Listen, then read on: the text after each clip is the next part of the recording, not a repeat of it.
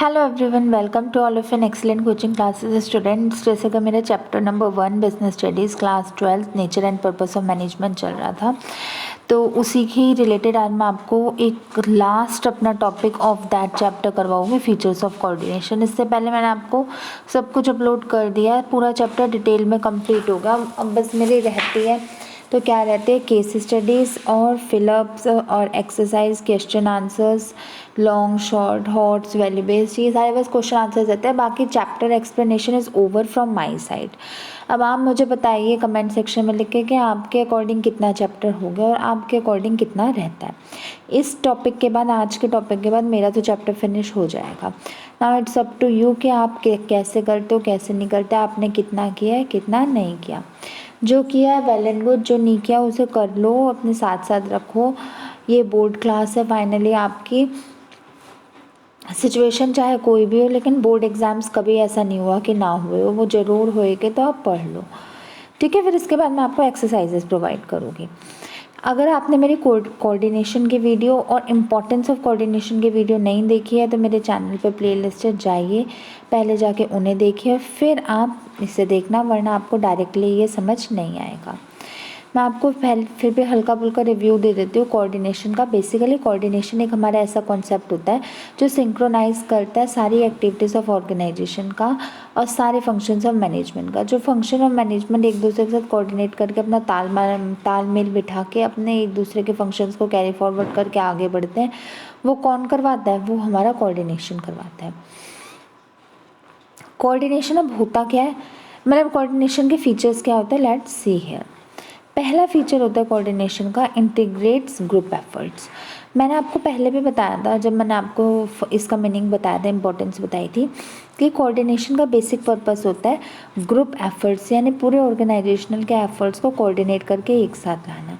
मैंने हमेशा आपको अपने वीडियोस में बताया है कि अगर आप एक कंपनी का पार्ट हो तो आपका जो उद्देश्य है, आपका जो ऑब्जेक्टिव है, इंडिविजुअल ऑब्जेक्टिव, वो मायने नहीं रखता, कंपनी का जो ऑब्जेक्टिव है वो मायने रखता है। कोऑर्डिनेशन क्या करता है? कोऑर्डिनेशन सारे इंडिविजुअल ऑब्जेक्टिव्स को एक साथ लाके कलेक्ट करता है और कलेक्ट करने के बाद उन्हें इस तरह लगाता है जिससे आपका ऑर्गेनाइजेशनल ऑब्जेक्टिव अचीव हो सके। बेसिकली इसका मेन पर्पस होता है इंडिविजुअल सबके ऑब्जेक्टिव्स को लाना, कलेक्ट करना, एक साथ लाना और उसे ग्रुप या ऑर्गेनाइजेशनल ऑब्जेक्टिव में कोरिलेट करना। Coordination is considered as the most important power which results in combining the efforts of all the company and transforming them to focus on the organizational goal। वही बात है जो मैंने आपको भी बताया, इसका मेन पर्पस ये होता है जो सारे इंडिविजुअल के अलग अलग गोल्स होते हैं, अलग अलग ऑब्जेक्टिव्स होते हैं, उनको इकट्ठा करना और उनको ट्रांसफॉर्म करना एक ऑर्गेनाइजेशनल गोल को अचीव करने में। सपोज़ करो एक कंपनी का ऑब्जेक्टिव है 100 यूनिट्स डेली प्रोड्यूस करना, 10 एम्प्लॉयज़ है उनके पास और 10 ईच पर्सन 10 यूनिट्स प्रोड्यूस करें, वो अपने प्रोड्यूस करके रख देगा। अब कोई ऐसा भी होगा जो 8 यूनिट प्रोड्यूस कर रहा होगा और कोई ऐसा भी होगा जो 12 यूनिट प्रोड्यूस कर रहा होगा। तो कोऑर्डिनेशन क्या करते हैं, उन सबके इंडिविजुअली, चाहे कोई 8 करे, चाहे कोई 10 करे, चाहे कोई 5 करे, चाहे कोई 0 करे, चाहे कोई 2 करे, उन सबको इकट्ठा कोरिलेट करते हैं। और जो अगर 100 यूनिट्स ऑर्गेनाइजेशन का ऑब्जेक्टिव है एक दिन में प्रोड्यूस करना, अगर वो कर पा रही है तो वेल एंड गुड, अगर नहीं कर पा रहे तो बताना कि what is the problem behind it और आप उसे कैसे ठीक कर सकते हो। बेसिकली कोऑर्डिनेशन का जो ये पर्पस होता है वो होता है I must be replaced with we. I must be replaced with we का क्या मतलब होता है? मैं नहीं, मैं नहीं, मैं हम मैं। मतलब आपको अपने लिए कुछ नहीं करना है, जो करना है आपको कंपनी के लिए करना है, ठीक है बच्चों। It transfers the individual goal into organizational goal. I is transformed into we। अभी मैंने आपको वही बात बताया, I मतलब आप अगर एक कंपनी का पार्ट हो तो आपको I को नहीं कंसीडर करना, मैं नहीं, you have to consider we यानी हम। मैं को ना कंसीडर करते हुए हमको कंसीडर करना है, ठीक है मेरे छोटे छोटे बच्चों, समझ गए। Next, unity. वही बात है, कंपनी में यूनिटी को इस्टेब्लिश करना। यूनिटी कैसे जनरेट होती है? कोऑर्डिनेशन की वजह से जनरेट होती है। ये सारे इंडिविजुअल ऑब्जेक्टिव्स को ग्रुप ऑब्जेक्टिव्स में ट्रांसफॉर्म करने में हेल्प करता है और इसके अकॉर्डिंग, कोऑर्डिनेशन के अकॉर्डिंग कुछ भी चीज़ इंडिविजुअली जो होती है वो मायने नहीं रखती। ये मोटिवेट करता है एम्प्लॉयज़ को कि आप अपने ऑब्जेक्टिव को अटेन करते करते कंपनी के ऑब्जेक्टिव को भी कंसीडर करो, बिकॉज आपका मेजर पर्पस कंपनी के ऑब्जेक्टिव को अकॉम्प्लिश करना होना चाहिए, ना कि इंडिविजुअल ऑब्जेक्टिव को। ठीक है। In this, whole person or individuals are teach to acquire organizational goal along with individual goal। मैंने यही कहा था कि इनका मेन मेजर मोटिव होता है कि इंडिविजुअल गोल को ट्रांसफॉर्म करते हुए अपने ऑर्गेनाइजेशनल गोल को अचीव करो। ये मोटिवेट करता है सारे एम्प्लॉयज़ को कि आप अपने गोल को अचीव करो, और जो आपको अचीव करना है वो इतना मायने नहीं रखता आपकी कंपनी को क्या अचीव करना है, वो मायने रखता है। इस चीज़ की यूनिटी को इस्टेब्लिश करना या यूनिटी के बारे में अवेयर करने का काम हमारा ऑर्गेनाइजेशन का होता है। ठीक है बच्चों, हाँ सॉरी कोऑर्डिनेशन का होता है। ठीक है बच्चों। Third, continuous process. Of course coordination continuous process होता है, ये नेवर एंडिंग प्रोसेस होता है। अगर कोऑर्डिनेशन रुक जाएगा तो आपका आगे कोई भी फंक्शंस प्रॉपरली वर्क नहीं करेगा। इवन जो फंक्शंस ऑफ मैनेजमेंट होता है, जो कि हमारा प्लानिंग, ऑर्गेनाइजिंग, डायरेक्टिंग, स्टाफिंग और कंट्रोलिंग होते हैं, ये भी तभी कहते हैं ना इम्पॉर्टेंट होते हैं, ये भी तभी सक्सेसफुल होते हैं जब उनमें कोऑर्डिनेटिंग एलिमेंट हो। Coordinating is defined as a continuous and never ending process. ये कॉन्टीन्यूस प्रोसेस और नेवर एंडिंग यानी कभी ना ख़त्म होने वाला प्रोसेस है। It sustain with us with the company life long. ये कंपनी के साथ पूरी ज़िंदगी हमेशा लाइफ लॉन्ग रहता है। It never stops any time. ये कभी भी रुकता नहीं, because if it stops working then whole organization will stop and the goal of a company will not be able to achieve. अगर कभी कोऑर्डिनेशन भगवान ना करे रुक जाए तो पूरे कंपनी का गोल को तो छोड़ो, इंडिविजुअल गोल भी अचीव नहीं हो पाएगा और पूरी कंपनी रुक जाएगी। एक कंपनी को इफेक्टिवली चलाते रहने के लिए कॉन्टीन्यूअस होना कोऑर्डिनेशन का अति आवश्यक है, बहुत इम्पोर्टेंट है। ठीक है बच्चों। Then your next one is pervasive. मैंने आपको पहले मैनेजमेंट में भी बताया था। देखो जो इनके स्पेशली फीचर्स होते हैं, वैसे तो हर ही चीज़, बट स्पेशली जो फीचर्स होते हैं वो अधिकतर सबके सेम रहते हैं, क्योंकि जो चीज़ मैनेजमेंट की होगी ये सारे तो फिर मैनेजमेंट के पार्ट ही है ना। तो जैसे dynamic, continuous, pervasive, life long, objective, ये सारे हमारे सेम ही रहते हैं हमेशा सबके लिए। तो बेसिकली मैंने आपको जब मैनेजमेंट पढ़ा रहे थे तो वो बताया था परवेसिव मीन्स होता है यूनिवर्सल।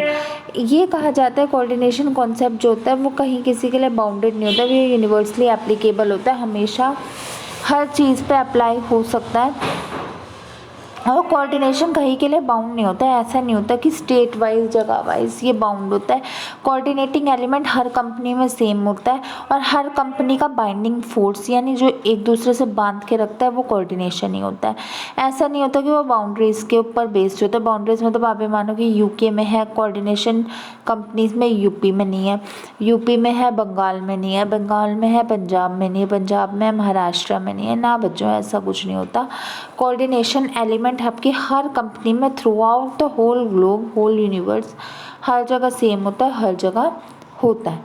और एक बात मैं आपको और बता देती हूँ, जो कोऑर्डिनेशन होता है ना, मतलब इसे परवेसिव बेसिकली इसलिए भी कहा जाता है क्योंकि ये, अब आप कहोगे कि ये सिर्फ इंडिया के लिए एप्लीकेबल होता है, ना बच्चों, ये थ्रू आउट यूनिवर्स कहा गया है ना, तो ओवरऑल सारी कंट्रीज़ में हमारा एप्लीकेबल होता है। और अगर आप मेरे से इसका रीज़न पूछोगे तो इसका रीज़न ये है कि कोऑर्डिनेशन तो हर जगह चाहिए ही चाहिए होता है। अगर आप अपनी कंपनी में कोऑर्डिनेशन नहीं रखोगे तो कभी भी आप कंपनी के ऑब्जेक्टिव को अचीव नहीं कर पाओगे। हाँ, टर्म्स एंड कंडीशन डिफर हो सकती है, बट ऐसा नहीं होता कि किसी भी कंपनी में कोऑर्डिनेशन हो ही ना। ऐसा हो सकता है किसी में अगर कोई लार्ज स्केल इंडस्ट्री है तो हाई अमाउंट ऑफ कोऑर्डिनेशन चाहिए, लो स्केल, स्मॉल स्केल इंडस्ट्री है तो लेस अमाउंट ऑफ कोऑर्डिनेशन चाहिए, पर चाहिए तो सब में होता ही है। ठीक है। Fifth and our last point of features is coordination is the responsibility of all the managers. Coordination हर एक मैनेजर्स की रिस्पॉन्सिबिलिटी होती है। अब हर एक मैनेजर्स, यहाँ पे कौन कौन से मैनेजर्स होते हैं? टॉप लेवल, मिडल लेवल और बॉटम लेवल। कोऑर्डिनेशन तीनों लेवल्स ऑफ मैनेजमेंट के लिए ज़रूरी होता है and it is application is the major responsibility of all the managers of all the levels whether it is of top level, middle level और bottom level. Coordination को generate करना और apply करना तीनों लेवल ऑफ मैनेजमेंट का काम होता है, चाहे वो मैनेजर्स आपके टॉप लेवल को बिलोंग करें, चाहे मिडिल को, चाहे बॉटम को। To ensure it and apply it in a company is the requirement of all the managers। Her managers का काम होता है, चाहे वो किसी भी लेवल को बिलोंग करते हैं, कोऑर्डिनेशन को अप्लाई करना अपनी कंपनी में। ठीक है बच्चों, तो बच्चों मैंने आपसे क्या सिखाया आज की वीडियो में आपको, मैंने आपको बताया फीचर्स ऑफ कोऑर्डिनेशन क्या होता है। It integrates group efforts, unity, continuous process, pervasive, और coordination is the responsibility of all the managers. अब हमें इसका करना है कंक्लूजन। अब मैं आपको बताती हूँ कि जो हमने आज का टॉपिक पढ़ा उससे आपको क्या कंक्लूजन मिलता है, what do you get from this topic. Hence, it can be concluded that coordination is one of the most important concept of organization। ये इससे पता चलता है कि coordination हमारी ऑर्गेनाइजेशन यानी कंपनी का मोस्ट इम्पॉर्टेंट प्रोसेस या पार्ट या स्टेप होता है। It is called as the heart and soul of every company. ये हर कंपनी के दिल और आत्मा कहलाई जाती है। Without this a company can not run its operation. Coordination के बिना कंपनी अपने ऑपरेशंस रन नहीं कर सकती, क्योंकि यह गोल ही नहीं अचीव होएगी, गोल नहीं अचीव होएगा तो प्रॉफिट नहीं होगा, प्रॉफिट नहीं होगा तो सर्वाइवल नहीं होगा, सर्वाइवल नहीं होगा तो अल्टीमेटली कंपनी अपनी बंद करके उसे जाना पड़ेगा।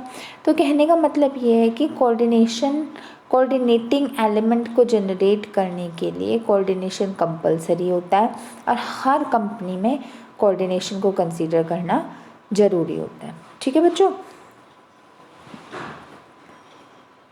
तो स्टूडेंट्स इसी के साथ आज मेरा फुल चैप्टर कंप्लीट होता है। Chapter number 1 class 12 business studies का लास्ट टॉपिक था, मैंने अपलोड कर दिया। कॉन्ग्रेचुलेशंस टू यू, टू दोस्त स्टूडेंट्स जिन्होंने पूरा चैप्टर फॉलो करके देख लिया, और जिन्होंने नहीं भी देखी है अभी तक वो प्लीज़ देख लो, अब देख लो, कोई देर नहीं हुई। ओवरऑल अभी तक 26 वीडियोज़ हैं, मेरे प्लेलिस्ट में जाके देखना। अभी तक मतलब चैप्टर एक्सप्लेनेशन की 26 वीडियोज़ हैं, आप उन्हें पूरी वॉच करिए। ऑलमोस्ट हमारा 5 आवर्स का अभी तक चैप्टर एक्सप्लेनेशन है, मतलब 5 आवर्स का हमारा चैप्टर एक्सप्लेनेशन है। आप इसे करिएगा और 300 घंटे की, और इसके बाद आपकी अभी एक्सरसाइज, क्वेश्चन आंसर्स और ये सारे रहते हैं, ये सारी मैं अभी अपलोड करूँगी। केस स्टडीज़ कुछ टॉपिक्स की रह गई, case studies, value based question, very short, MCQ, short, fill ups, true false, tick the correct, और एनालिटिकल टाइप, हॉट्स, ये सारे मैं अपलोड करूँगी। चैप्टर एक्सप्लेनेशन के 26 वीडियोज़ है, ये लास्ट 26th ये वीडियो है, ये लास्ट जब हमने चैनल पे अपलोड कर दोगे आप जाके प्लेलिस्ट चलाना और ये और एक्सीलेंट कोचिंग क्लासेस को सुनते जाना। और कोई आपके दिमाग में डाउट हो, ना कि मेरी इस वीडियो से रिलेटेड बल्कि प्रीवियस, अभी की या कभी की भी किसी वीडियो से रिलेटेड कोई डाउट हो तो मेरे कमेंट सेक्शन में लिख के पूछ लेना, या आपको कोई ऐसा टॉपिक है जो आपको समझ ना हो और समझ नहीं आ रहा हो तो आप मेरे कमेंट सेक्शन में या कम्युनिटी में कहीं पर भी लिख देना। मैं उस टॉपिक से, उस कंटेंट से रिलेटेड वीडियो बनाने की बहुत जल्द कोशिश करूँगी। ठीक है students, so that's all for today's video. आप होपफुली सो आपने सारे नोट्स बना लिए होंगे, सारे मेरी सेल्फ राइटिंग के नोट्स हैं, सेल्फ रिटन नोट्स हैं, आप इन्हें बनाइए। इससे ईजी और बेस्ट लैंग्वेज आपको कहीं मिल ही नहीं सकती, आप इसे बनाइए, लिखिए, करिए, और आगे जो आने वाले क्वेश्चन आंसर्स वगैरह की सीरीज़ है उन्हें भी फॉलो अप करिएगा। और इन सबको करने के बावजूद अगर आपके दिमाग में कोई डाउट रहता है तो मेरे से पूछ लेना। I am ever time happy to help you out. Okay students, तो चैनल को तो सब्सक्राइब आपका करना बनता ही है, चैनल को सब्सक्राइब कर देना, बेल आइकन को दबा देना जिससे आप कोई भी न्यू नोटिफिकेशन मिस ना कर पाओ। ओके माय डियर स्टूडेंट्स, फिर मिलते हैं अपने नेक्स्ट वीडियो में। Till then goodbye and thank you so much. Do not forget to subscribe the channel as well as share this video with more and more students like you so that this most important concept can be clear of all the students. Okay bachcho, goodbye, good afternoon.